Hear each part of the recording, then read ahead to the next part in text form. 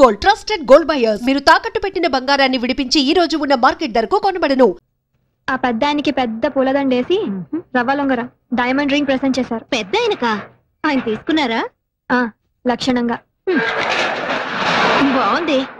సొమ్మొకటిది సోకొకటిది అంటే ఇదే. కష్టపడేది మీ ఆయన, ఫలితం మాత్రం ఆ పెద్ద ఆయనకి. ఆహా, ఏమనుభవిస్తున్నావే. నేను తెచ్చిన అమెరికా సంబంధాన్ని కాదని ఏరికొరి ఇష్టపడి మరీ చేసుకున్నావుగా. అనుభవించు. కారెక్కు డ్రాప్ చేస్తాను. అక్కర్లేదులే. ఇదిగో, నువ్వు పేరుకి మాత్రం శ్రీరంగం వారి కోడలివైనా ఆ ఇంట్లో ఉన్నంతకాలం సెకండ్ క్లాస్ సిటిజన్ లా బ్రతకాల్సిందే. ఆ ఇంట్లో ఉన్నంతకాలం సెకండ్ క్లాస్ సిటిజన్ లా బ్రతకాల్సిందే. ఏమో, చూస్తుంటే అలాగే అనిపిస్తుంది.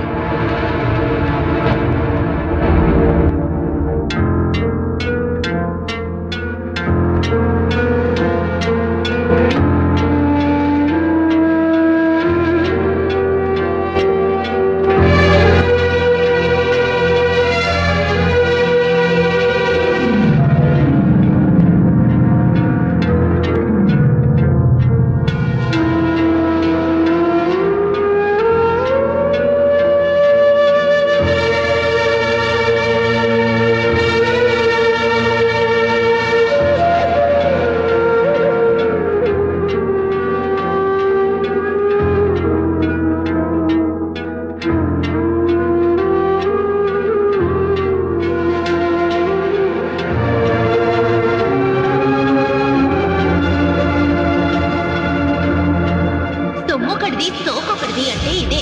కష్టపడేది మీ ఆయన, ఫలితం మాత్రం ఆ పెద్ద ఆయనకి. హలో సురేఖ, నేను సుమని మాట్లాడుతున్నాను. చెప్పు. చాలా గుడ్ న్యూస్. వింటే పొంగిపోతావు. ఏమిటట? మీ బావగారికి ప్రభుత్వం పద్మశ్రీ ఇచ్చింది. మాకు ఢిల్లీ నుంచి ఇప్పుడు ఇన్ఫర్మేషన్ వచ్చింది. శ్రీరంగం బ్రదర్స్ కి వచ్చిందా? ఒక మా బావగారికి వచ్చిందా? బాగుంది. స్టేజ్ మీద అయితే ఇద్దరికి తలోదండా వేస్తారు గాని పద్మశ్రీ కూడా ఇద్దరికి చెరో సగం పంచుతారనుకుంటున్నావా?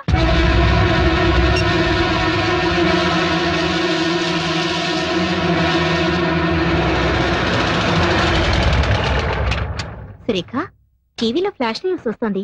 వీరికి పద్మశ్రీ వచ్చిందని. అది చూడగానే ఇల్లంతా కోలాహలంగా ఉంటుందనుకున్నాను. ఇంత నిశ్శబ్దంగా ఉందేంటి? ఇంట్లో ఎవరు లేరా? బావగారు అక్క లోపలున్నారు. ఈయన గారేమో ఎగ్జామినర్ గా తిరుపతి వెళ్లారు. నువ్వు మూటా ముల్లే సర్దుకొని ఏ కాశీకో వెళ్ళకపోయావా? చూడు, ఆనాడు చెప్పాను, ఇప్పుడు చెప్తున్నాను.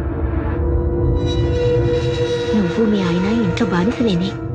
ఆయనేమో అన్నీ తనిచేసి ఆయనకొచ్చే సన్మానాలు బిరుదులు అన్నగారికి త్యాగం చేయడం. నువ్వేమో ముష్టి 10,000 కావాలంటే వాళ్ళని వీళ్ళని దేబిరించడం. ఇదిగో, ఇప్పటికైనా కళ్ళు తెరుచుకొని వాళ్ళ అసలు రూపం ఏంటో తెలుసుకో. ఈ రొంపిలోంచి బయటపడి మీ ఆయన విలువేంటో నిరూపించుకో.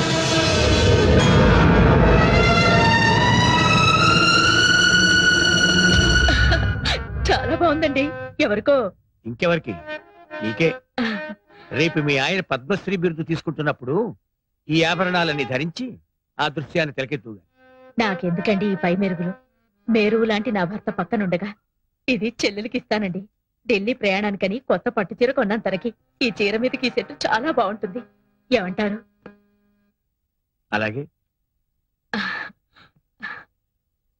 సురేఖ, సురేఖ, కూర్చో కూర్చో. ఏమిటివన్నీ? రేపు నువ్వు ఢిల్లీలో రాష్ట్రపతి భవన్ కి వెళ్లేటప్పుడు కట్టుకోవడానికి కంచుపట్టు చీర, దాని మీదకి డైమండ్ నెక్లెస్. చూడు ఎలాంటివి సెలెక్ట్ చేశాను. నాకెందుకు అలంకారాలన్నీ? మేమేమైనా ఢిల్లీ రాబోతున్నావా? బిరుదులు అందుకోబోతున్నావా? అదేంటమ్మా, మనందరం కలిసి వెళ్తుంటే. పద్మశ్రీ వచ్చింది ఆయనకి, ఆయనతో వెళ్ళవలసింది నువ్వు. మధ్యలో మేమెవరం? ఉత్సవ విగ్రహాల్లాగా. అదేంటమ్మా అంతా వింత వింతగా మాట్లాడుతున్నావు? అన్ని వింత వింతలుగా జరుగుతుంటే నేను అండంలో తప్పే ఉంది. ఇప్పుడు నేనేం మాట్లాడినా నిష్ఠూరంగానే అనిపిస్తుంది. ఒక్కసారి మీ ఆత్మ పరిశీలన చేసుకుని చూసుకోండి. నా మరిది, నా తమ్ముడు అని పైకి చెప్పుకోవడమే కానీ ఆయన దక్కవలసిన స్థానాన్ని దక్కనిస్తున్నారా? ఆయనకి రావాల్సిన గౌరవానికి వచ్చేలా చూస్తున్నారా? ఎందుకు? ఆయన మతిక మనిషి కనుక. ఇందులో తన వాటా కూడా ఉందని చెప్పుకోలేని మూగ మనిషి కనుక. చాలు, ఆ వెళ్ళేదేదో మీ ఇద్దరే వెళ్ళిరండి. ఆ పొందే సత్కారం ఏదో మీరు ఒక్కరే పొందిరండి. మమ్మల్ని ఇలా కూపస్తు మండు కాల్లా బతకనివ్వండి.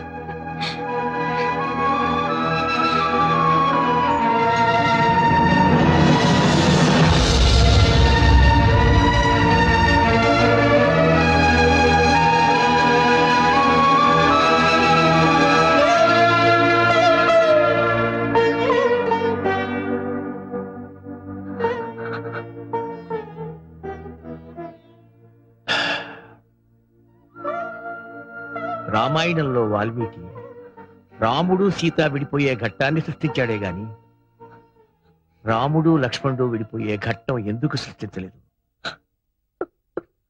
శ్రీమన్మనోహర సురాగిణి దివ్యమూర్తే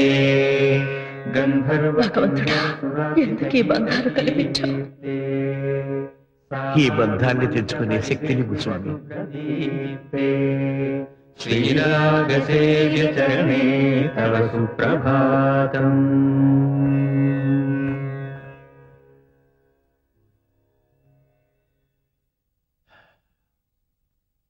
కొండ మీద శ్రీవారి దర్శనానికి ఏర్పాటు చేశాను. మీరు కొంచెం రిఫ్రెష్ అయితే. ఇంకోసారి చూద్దాంలేండి. ఎప్పుడు అన్నయ్య వదులతో తిరుపతి రావడం, స్వామివారి దర్శనం చేసుకోవడం ఆనవాయితీ. మీరు మీ అన్నయ్య గారి గురించి ఆలోచిస్తున్నారు. అదిగో వారి ఇంటర్వ్యూ టీవీలో వస్తోంది.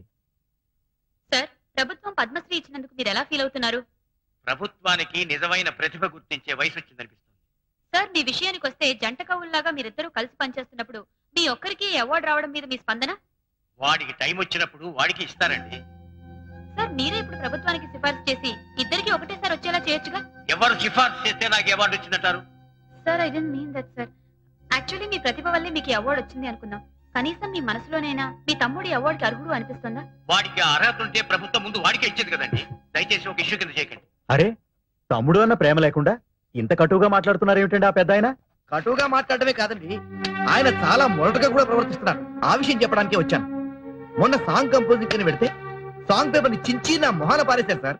ఒక మహాకవి రాసిన సాహిత్యాన్ని చాలా చులకన చేసి మాట్లాడారు సార్. ఈ బోర్డు సిచ్యువేషన్ కి మేమే అక్కర్లేదు, సరిగమలు రాని వాళ్ళు కూడా పనికొస్తారంటూ తను నానా తిట్లు తిట్టి బయటికి గంటేసినంత పని చేశారు సార్. ఒకటి కాదు, నిప్పు తొక్కిన కోతిన నానా భీమత్వం చేస్తున్నారు సార్. మీరు గమనించారో లేదో, మా గురించే కాదు మీ గురించి కూడా మీ పరోక్షంలో చాలా అసహ్యంగా మాట్లాడుతున్నారు.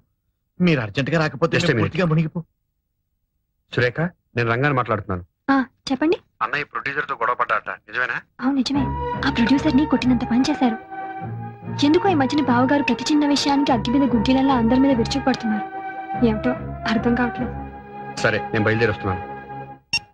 ఎందుకు పెన్నాను అందరి మీద అలా అరుస్తున్నారు? ఒంట్లో బాగుండలేదేమో. పెన్నాను డాక్టర్ కదా, ఆయనకు చెప్పేంటి? ఎంతైనా ఆయన ప్రొడ్యూసర్ అండి, కోట్లు పెట్టే నిర్మాత. ఆయన పైన ఒంటికాల మీద లేచారేంటి? కడివేడు పాలిచ్చే ఆవుని కూడా కొమ్ముతో కుమ్మితే గుంజ కట్టేస్తారు తెలుసా? అది కాదండి, రంగా లేకుండా మీ ఒక్కరి వల్ల కాకపోతే ఆ విషయం మర్యాదగా చెప్పి పంపించొచ్చుగా. అంటే అతను ఉంటేనే స్వరాలు పలుకుతాయి తప్ప నాకంటూ స్వయం ప్రతిభ లేదనా? మీ ప్రతిభ ఏమిటో రోజు చూస్తూనే ఉన్నా. ఎప్పుడూ లేంది ఏమిటి? నీకేమన్నా పిచ్చెక్కిందా? పిచ్చి వెర్రి రెండు ఎక్కినాయిరా. ఎవరికి ఏమిటా? అందరికీ, నీ పక్కనున్న వాళ్ళకి, నిన్ను నమ్ముకున్న వాళ్ళందరికీ. ఒక ప్రొడ్యూసర్ ని పట్టుకుని అంతేసి మాట్లాడాలా? ఓ మహావిద్వాంసుడు రాసిన సాహిత్యాన్ని మీరు దిగబట్టాలా? అసలు అసలు నీకేమైందన్నయ్యా? నాకేం కాలేదురా. నన్ను అర్థం చేసుకోలేని మీలాంటి బుద్ధి లేని పెద్దవాళ్ళకి మర్చిపోయింది. నీ ప్రవర్తన చాలా వింతగా ఉందన్నయ్య. నీకేదో జరిగింది, లేకపోతే మనల్ని